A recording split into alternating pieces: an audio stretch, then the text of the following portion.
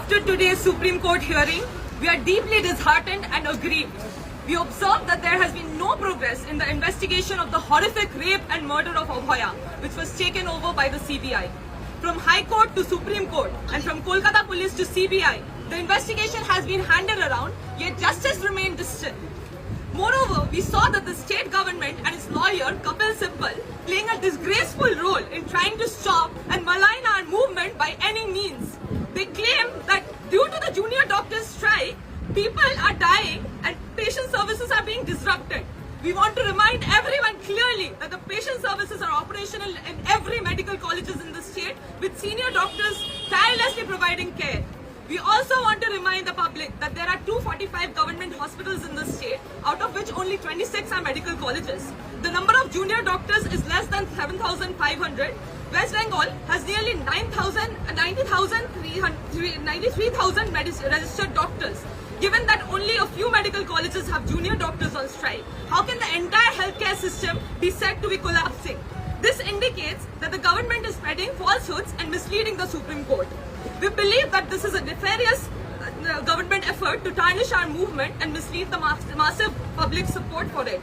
We condemn Kapil Sibal and the Health Department, including the Health Minister, for this vile attempt to mislead the Supreme Court.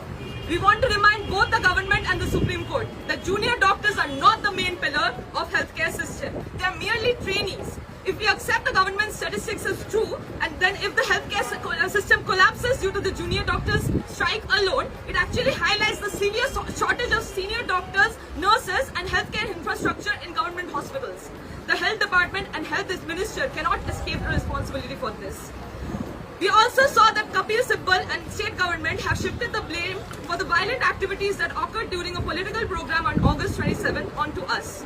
We want to remind clearly that we had stated on August 26 that we had no connection with the political program, did not support any violent or politically motivated activities, and will not do so in future.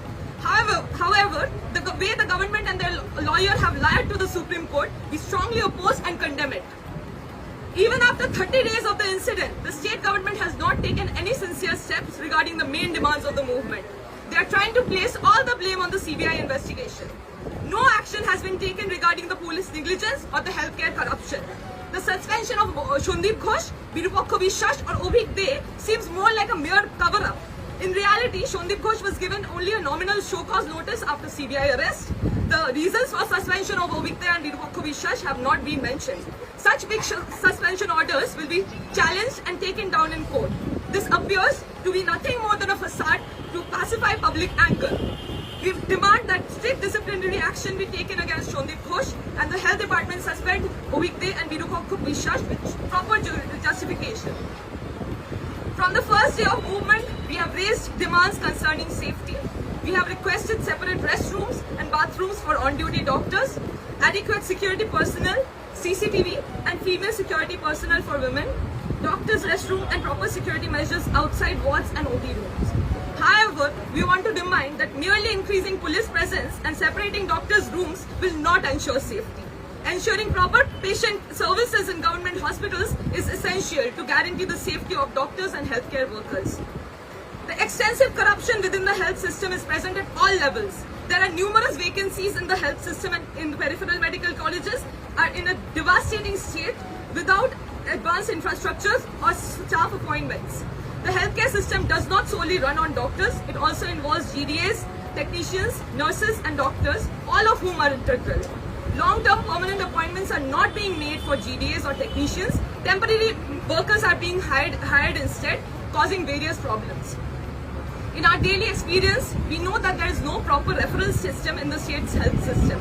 There is no central referring system, no initiative to digitize the medical services in colleges, no facility managers listening to patient issues. Patients face harassment daily due to the lack of a proper referral system, and the government provides no information on how many patients die without treatment on a day-to-day basis. With super specialty hospitals and numerous medical colleges opening up, the situation in the workplaces remain unchanged. There is shortage of doctors, permanent nurses and healthcare workers. Most new medical colleges in the districts have minimal senior faculty and inadequate modern diagnostic facilities. We want to remind that building grand structures alone does not ensure healthcare services. A sound health policy, proper staff appointments and genuine are required. Unfortunately, we do not see such a picture. We question why a seriously injured man had to travel 30 kilometers from Kondagar to Kolkata for a CT scan. And why was there no minimal CT scan specialty in a nearby super specialty hospital? If the government generally cares about providing medical services to the poor people in district, why are district hospitals and primary healthcare systems not being revamped? We demand proper government healthcare infrastructure in each district, not mere token appointments of civic doctors and nurses. Throughout this process, the health department has taken an appalling role. It is clear to us now that the cycle of immense corruption in the state's health system and the threat politics in colleges cannot be avoided by the senior officials of the health department. This enormous corruption has continually disrupted patient services. Furthermore, it has been revealed that the Health Secretary, DME and DHS had signed orders to demolish the seminar room and adjacent rooms in RG Kar Medical College. We thus demand the removal of the Health Secretary, DME and DHS and that they be brought under CBI investigation. We want to know the Health Minister's stance on the massive corruption in the Health Department. We have yet to hear any clear statement from them. We had hoped to bring about a fundamental change in the healthcare system, making it truly people-centric through our movement for Opoya's justice. However, now Bhupesh Sibal and the government are attempting to label the movement as anti-people in the Supreme Court. In this situation, we are calling for a march from Karunamoyi to Shastri Bhavan at 12 p.m. tomorrow with the demands mentioned above to ensure a proper healthcare system capable of providing appropriate medical services to the general public. So from the Chief Minister's press statement, we learned that the CP allegedly submitted his resignation. He himself admitted to the investigation's negligence. So why has his resignation not been accepted? Is it the police job to only control crowds during festivals? Is this the force on which our women of the state will depend? He should immediately be removed and relieved of his duties. DC North, who offered money to Opoya's family, should also be brought under investigation. And DC Central, who tried to shield Obhikde with falsehoods, should face punitive action. We do not want the future of any medical college to resemble the situation at RG Kar. The events of August 9 are not isolated incidents, but the ultimate and horrific results of the ongoing politics of threats in each and every college. Every college should ensure the participation of elected representatives of the union and RTA in the college council and Rohit Kollan Shavi. The government should conduct elections among students and junior doctors in all colleges in a healthy, fair, democratic manner. We appreciate the overwhelming support of the people of Bengal for our movement with their reclaim the night protest and the human chains being formed on the streets. Conversely, we strongly condemn the attacks by the ruling party's goons and police on the general public from Noihati to Barasha and from Mathapanga to Bajrapara. Our movement is a comprehensive one, a movement of the people. The government or the Supreme Court should not forget this. We view the actions of the general public as an attack on us as well, and we demand immediate punishment for all those involved in these incidents. The Chief Minister's call for the people to return to festivities, forgetting everything, is condemned by us in strongest terms. Calling for celebrations over Opoya's unpunished cop is a blatant disgrace. It is an obscene and inhuman call for festivities just before justice is served. The Chief Minister must immediately retract this statement.